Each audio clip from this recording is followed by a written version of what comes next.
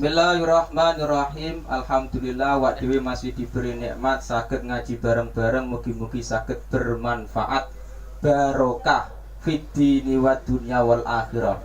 Bismillahirrahmanirrahim. Faslun utawi kikono fasal suci ai hada faslun. Takbire fasal alladzi la yuftiru. Alladzi utawi perkara silai alladzi la yuftiru kang ora batalake apa alladzi. Bayani alladzi mimma saking perkara silai ma yasilu kang tumeka apa ma. Tumeka maring di ilal jaufi maring bolongan. Jadi perkara yang di situ tidak membatalkan ketika masuk dalam jauh.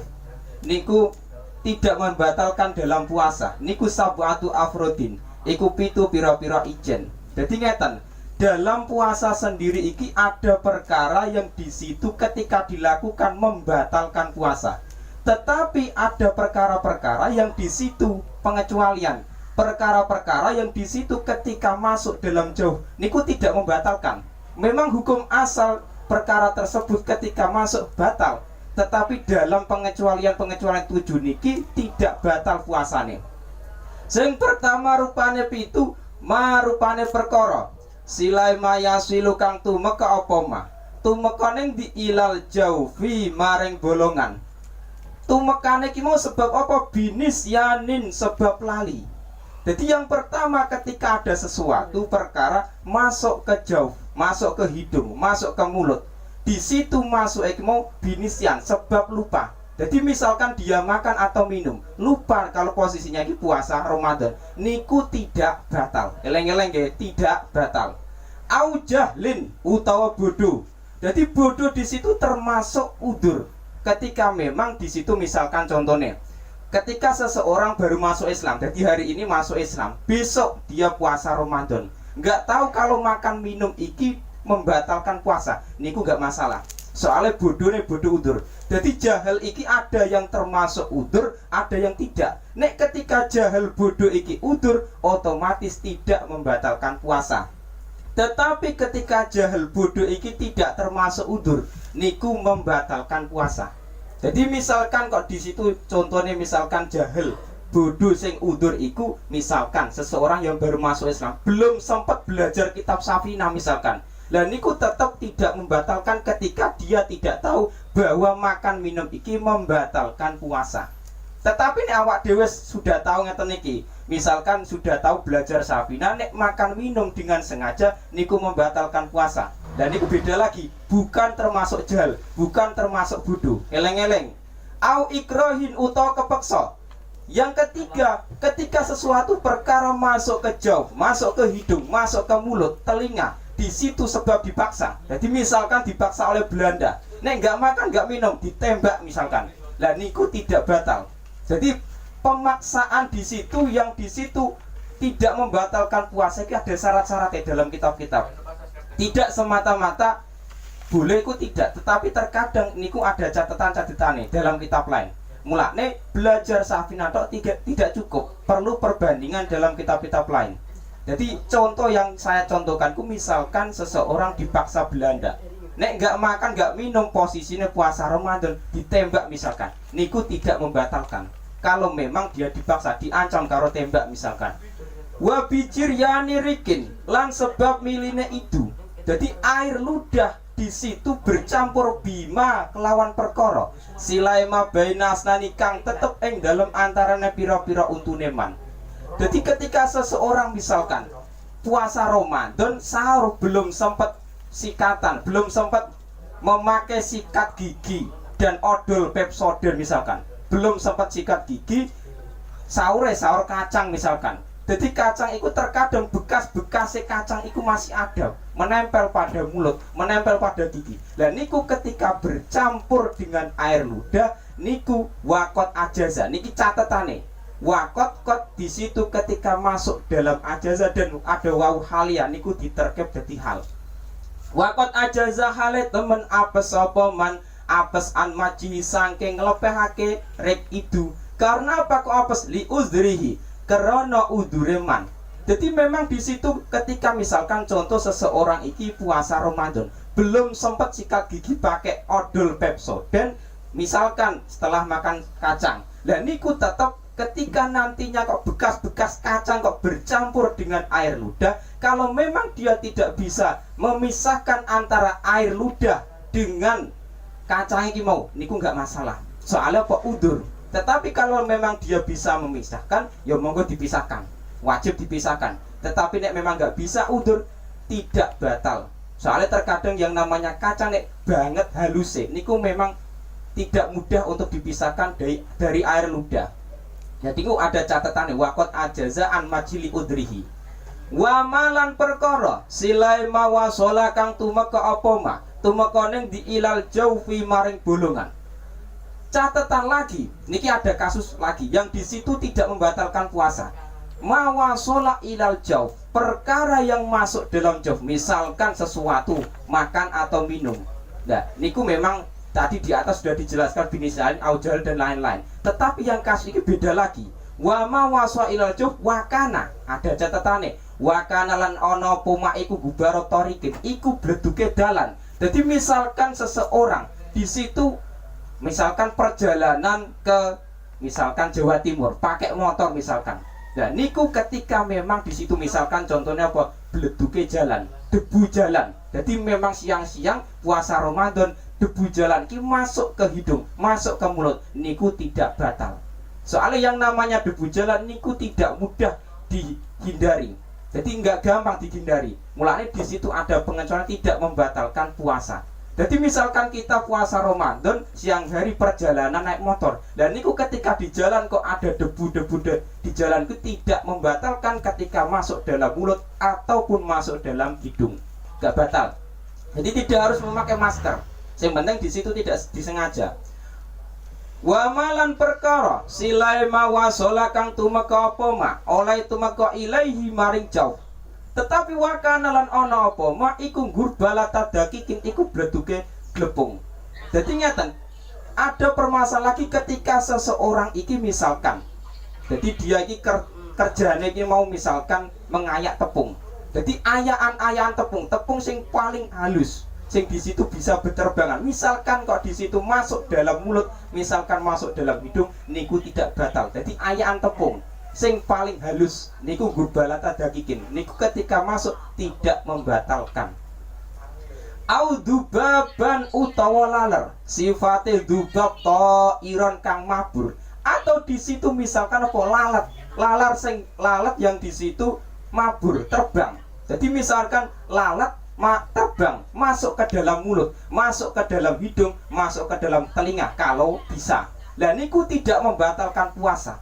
Au nahwahu utawa sebadane dubab ta'ir, utawa semisal selain dubab misalkan apa nyamuk, tawon atau serangga-serangga yang lain, niku ketika dia posisi puasa kok masuk, niku tidak membatalkan. Yang penting tidak disengaja. Beda lagi kalau disengaja. Nek memang disengaja misalkan laler satu ember diuntal sekalian misal dimakan, niku tetap batal. Tetapi ketika di situ mabur terbang kok masuk dalam mulut, nggak masalah. Yang penting kita tidak sengaja masukkan lalat tersebut ke mulut kita, niku nggak masalah. Nah niki masuk dalam penutup. Wallahu tawi Allah iku a'lamu, iku zat kang mudenani. Oleh a'lam bisawabi kelawan bener. Jadi Allah iku zat sing a'lam, yang lebih mengetahui apa bisawabi masalah kebenaran. Jadi setelah Mbah Musonef menerangkan masalah ibadah, sholat, wudhu dan lain dan juga puasa, iki Mbah Musonef iki beliau langsung wallahu alam bisawab. Jadi artinya apa? Dia iki memuji Allah. Nek Allah ku zat sing paling mengetahui masalah kebenaran. Jadi apa yang dikarang oleh Mbah Musonef niku benar tidaknya iku Allah yang lebih mengetahui. Dan mulane Mbah Musonef iki tetap beliau iki mengarang kitab tetap memuji dengan Allah. Nas'alu nyuwun sapa kita, nyuwun Allah ing Allah sifate Allah al-karimah kang mulya. Oleh nyuwun ki mau nganggo apa bijai nabihi, kelawan kedudukane nabine Allah, sifate nabi al-wasimi kang bagus. Jadi Allah taala niki zat sing cara mulia, karim. Mulane oleh karena itu Mbah Musonef pengarang kitab iki meminta kepada Allah dengan kedudukannya nabi yang di situ mulia. Nah, jadi beliau ini bertawasul kepada Nabi Muhammad dengan kedudukan Nabi, beliau meminta kepada Allah. Lah yang diminta iki apa? Ayuh rijani, ing yen to ngetokake sapa Allah ni ing ingsun. Oleh ngetokno sangka di minat dunia saking dunia. Dalam keadaan apa tingkah musliman hale wong kang agama Islam.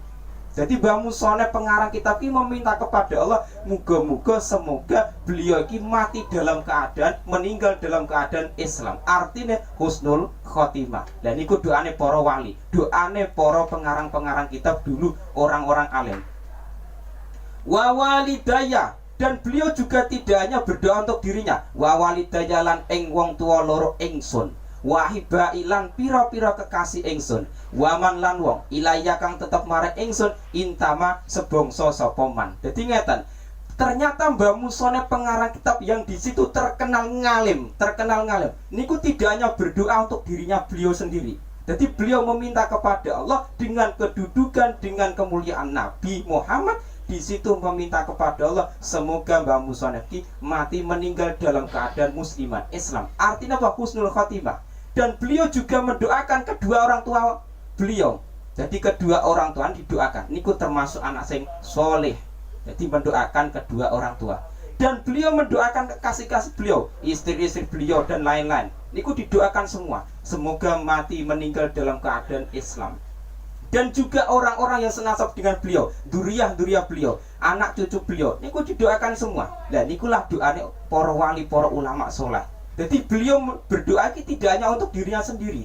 Beda dengan kita. Nek kita kan terkadang yang namanya berdoa untuk dirinya sendiri.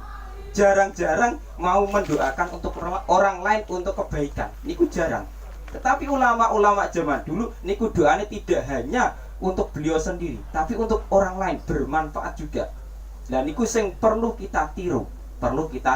Jadi mendoakan kedua orang tuane, terus ahibai kekasih-kekasih beliau, misalkan istri-istri beliau dan lain-lain, dan senasab-nasab beliau, misalkan anak cucu beliau, kita didoakan semua. Dan itu yang perlu kita contoh, perlu kita tiru.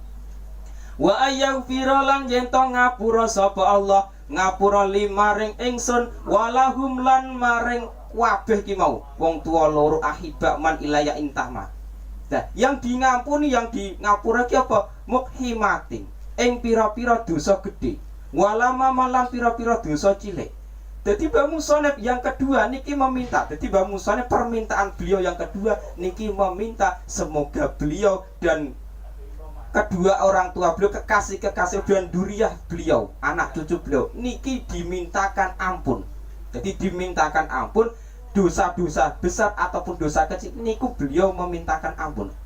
Jadi cara awak dhewe pikir, wong Mbah Musone pengarang kitab sing terkenal alim beliau niki tetap meminta ampun. Apa meneh awak dhewe sing setiap hari di situ amet sewu terkadang berat memang meninggalkan dosa.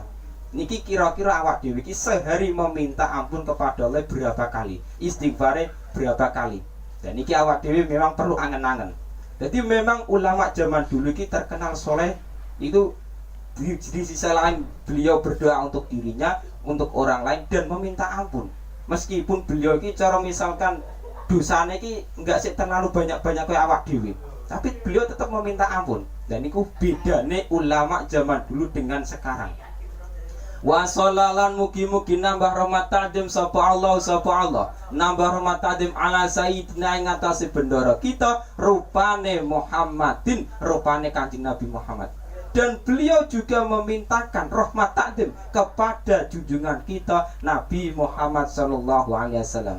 Sifatnya Nabi Muhammad ibni Abdillah kang dadi anak lanang Abdillah, ibn Abdul Muthalib kang dadi anak lanang Abdul Muthalib, ibni Hasim kang dadi anak lanang Hashim, ibni Abdi Manafin kang dadi anak lanang Manaf. Dadi nasab-nasab beliau niki bapake Kanjeng Nabi Muhammad Abdullah, baine Abdul Muthalib, baine meneh Hashim, terus selanjutnya Abdi Manaf. Jadi susunan duriah beliau, nasabnya beliau itu memang terjaga dari kaum Quraisy pilihan memang. Dan niku enggak kaya awak dhewe. Jadi nasabnya beliau niku memang dari orang-orang soleh, dari keturunan Nabi Ibrahim. Jadi nasabnya Kanjeng Nabi iki sambung nyampe Nabi Ibrahim. Sifatnya Kanjeng Nabi Muhammad Rasulil Malahimi kang dadi kepalane peperangan. Jadi beliau juga memimpin peperangan. Jadi setiap beliau ki perang mesti jadi pemimpin. Dan niku Kanjeng Nabi Muhammad. Habibillah kang dadi kekasih Allah. Dan beliau juga termasuk kekasih Allah. Saking cintane Allah, punya keistimewaan Kanjeng Nabi. Dan keistimewaan Kanjeng Nabi ku tidak dimiliki oleh awak dhewe. Soalnya beliau ini kekasih. Ini awak dhewe kan beda lagi, tingkatannya beda. Kata Kanjeng Nabi Muhammad al-Fatih kang dadi kawitan, al-Khatimi kang dadi pungkasan. Wa alihilan keluarga-keluargane Kanjeng Nabi Muhammad. Dan Mbah Musonef juga mendoakan Kanjeng Nabi dan juga mendoakan keluargane Nabi, mendoakan rahmat takdim, sholawat. Wa sobihilan piro-piro sahabate Kanjeng Nabi ajma'ina hale sekabehane. Jadi mulai dari sahabat-sahabat Abu Bakar, Umar, Utsman ila akhirih niku ajmain semua didoakan rahmat takdim. Dan niku sing perlu kita contoh dari Mbah Musonef. Walhamdu utawi sekabehane puji iku lillahi ku tetep kedue Allah. Sifate Allah Rabbil alamin kang pangerane wong alam kabeh. Jadi segala puji milik Allah yang merajai seluruh alam. Jadi ini bisa diambil kesimpulan. Ternyata Mbah Musonef memulai ngarang kitab dengan bismillah, alhamdulillah, sholawat dan salam. Beliau juga mengakhiri mengarang kitab ini dengan sholawat kepada Nabi Muhammad, kepada keluarga Nabi, kepada sahabat-sahabatnya Nabi.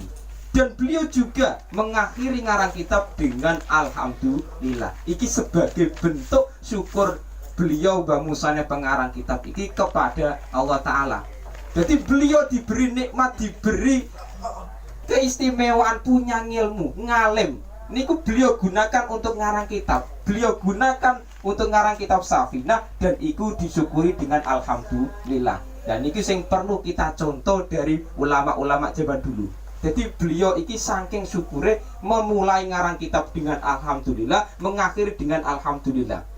Nah, mulane zaman sekarang niki kita dipermudah dengan teknologi yang berupa HP Android. Nah, saking canggihnya orang iki ngaji ki nggak harus langsung lewat guru, nggak harus langsung kepada kiai, tapi bisa lewat WA, grup WA, bisa lewat YouTube, bisa lewat Facebook, macam-macam sekarang. Jadi saking canggihnya zaman sekarang, zaman now niki ngaji niku bisa lewat apa saja. Dan niku kita dipermudah dengan teknologi. Jadi kita diberi nikmat Allah Ta'ala, bisa beli HP Android, ono sing merek Oppo, ono sing merek Vivo, Xiaomi dan lain-lain. Niku kita gunakan untuk ngaji. Dan alhamdulillah awak dhewe saged ngaji kitab Safinah khatam. Dan niki mugi-mugi saged bermanfaat barokah fid-dini wa dunya wal akhirah. Nah, niki awak dhewe bentuk syukur awak dhewe di situ. Nikmate jenengan Gusti yang engkau berikan kepada kita. Kita gunakan HP iki untuk ngaji, memperdalam ilmune jenengan. Dan niki suatu bentuk syukur kita kepada Allah. Jadi tidak semua orang, eleng-eleng, tidak semua orang diberi nikmat seperti awak dhewe.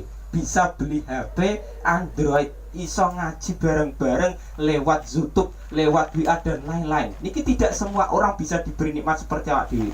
Dan niki sebagai bentuk syukur kita gunakan untuk ngaji bareng. Nah niki penting. Jadi ketika seseorang diberi nikmat kok nggak syukur, dan niki permasalahan di situ. Suatu saat kok nikmat ini diambil oleh Allah, ojo salahke Allah Ta'ala. Jadi jangan salahkan Allah Ta'ala. Soalnya orang kalau tidak diberi, orang ketika diberi nikmat kok tidak mensyukuri, dan niku sing bermasalah. Lawak dewe. Semoga nikmati Allah yang diberikan kepada dia niku bisa kita syukuri dengan ngaji bareng-bareng.